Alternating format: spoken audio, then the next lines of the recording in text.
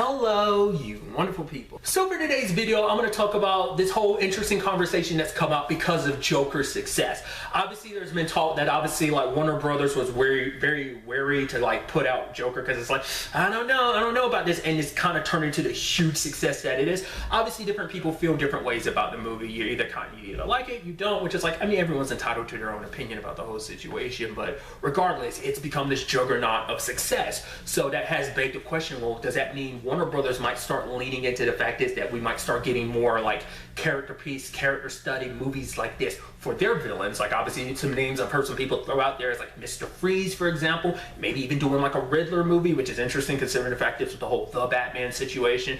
Then you'd kind of get into the whole Joker situation again, which even that's a whole situation that could be a whole other video in itself about the whole Jared Leto thing. But nevertheless, it's an interesting conversation because it's like, well, and I brought this up before, Warner Brothers is in a very interesting position, you know, regardless of how you feel about the other movies, that situation, because it hasn't been as critically well received as like a lot of the MCU stuff, that, you know, they're in a position where they can kind of do some weird, crazy out there stuff like the Joker that, you know, maybe, you know, Marvel can't, which even that's a question of like, oh, is Marvel looking at DC now? I'm like, oh, so there is room for that. I mean, obviously they already knew there was, you know, opportunity for R-rated stuff because it's like, well, Deadpool was the massive success that it was as well. Well, both Deadpool. So it's like, it's not like it comes as a surprise. And this is a conversation I've had coming up before too about like more R-rated and slash, you know, TVMA related, you know, content on both sides of the field, whether it be Marvel or DC, you know?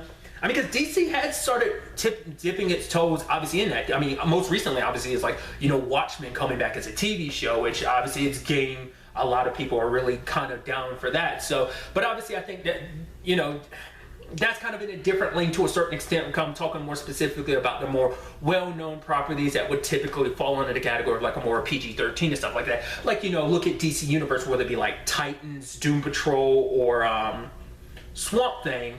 You know, being the fact is that they can shift a lot of like what you know about the superhero genre into something else. Because I think Titans, Doom Patrol, and Swamp Thing, definitely Swamp Thing. Like if you never saw Swamp Thing, which I'm super bummed that it got canceled, there was extenuating circumstance, but that show stands out as being like, it's legitimate like a monster show, like what you'd expect kind of from like a monster movie. You got in the form of a superhero TV show. It had horror elements, it got bloody.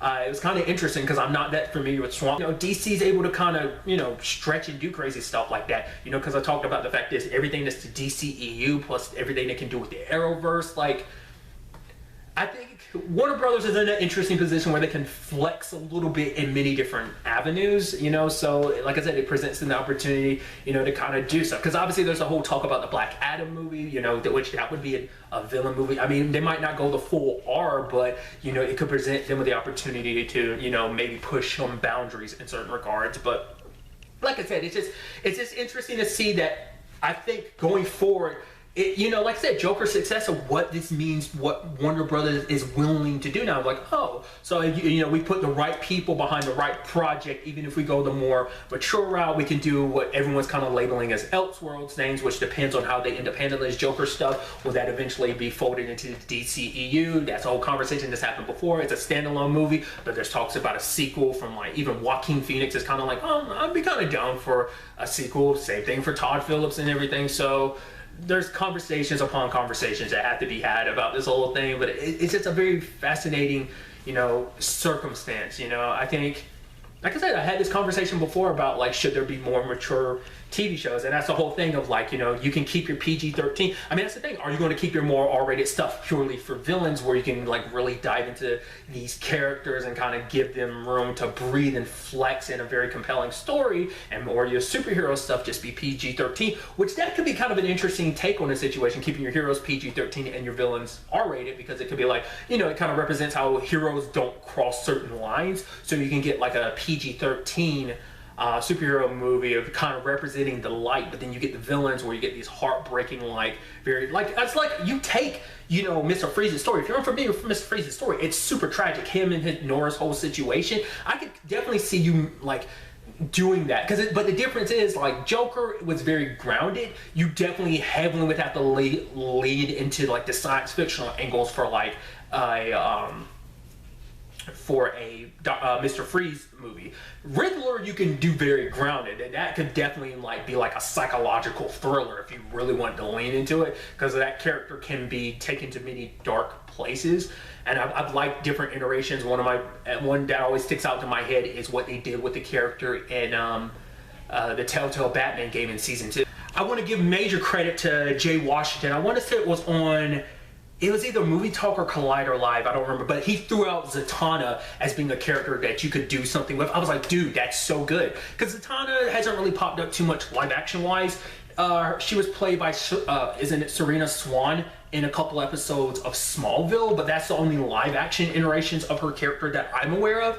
That could be something really interesting, because you could really kind of go a little bit kind of down the Swamp Thing route of kind of like something a little horror-ish. I mean, if they ever decided they want to go more to the TV route of things. But you could definitely be Constantine, which I think I constantly forget because it was so sad that Constantine was so short-lived, and I think because I'm so used to him being part of the Arrowverse, I kind of forget that Constantine was a TV show first. But it's like, you could definitely take some elements from that and a little bit of Swamp Thing and, you know, that horror element, but also that supernatural element from Constantine to make a Zatanna thing. But I think not necessarily having to be like this great character study piece, but if you wanted to go more darker route, is kind of what Jay Washington was going down that route of saying like, oh, like it could be something like Zatanna would be a character you could definitely play around with that, you know, because I'm not that well versed in Zatanna, but I know she is on the more magical side of things, which we've dabbled in the magic, but we dabbled more on the lighthearted side of the magic with it. I mean, I guess you can technically say Wonder Woman's kind of dabbled into the world of magic because that deals with gods and all of that. But other than that, I'd say Shazam, but like I said, that's the more lighthearted side of magic, because Zatanna could definitely lend itself into the more darker side. So if that was something they wanted to make R-rated, but like I said, don't even have to go R-rated, but you could like tone what.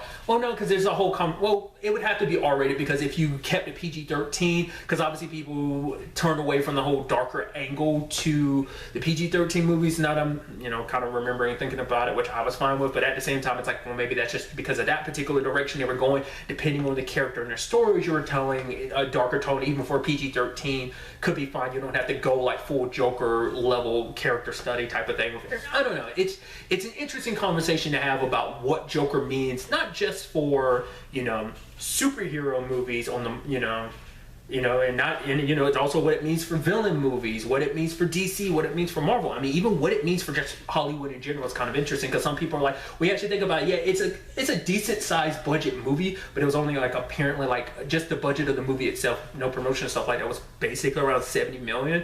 And you know, I'm not usually one who gets caught up in numbers like that, you know, because these whole recent conversations about superhero movies kind of making it so that other, like, you know, smaller movies can't really get the shine that they deserve, or like mid-range movies don't get made anymore. Those are conversations I never really thought about until those conversations came up, because of like the whole like, oh, you know, these big blockbusters and stuff. Like, it's something I just never really thought about. I was never kind of really too in depth into it. It's just kind of like, oh, this movie's coming out, you know, maybe I'm interested, maybe I'm, you know, that's all it ever's come down to me. So, but I'm trailing off a little bit, but honestly, these are just some of my thoughts. In the comments down below, what are your thoughts? What do you think about Joker's success and what this means for the superhero genre? In fact, what it means for potentially the villain/supervillain genre of movies. Like I said, DC's in a very interesting position that Marvel's not necessarily in.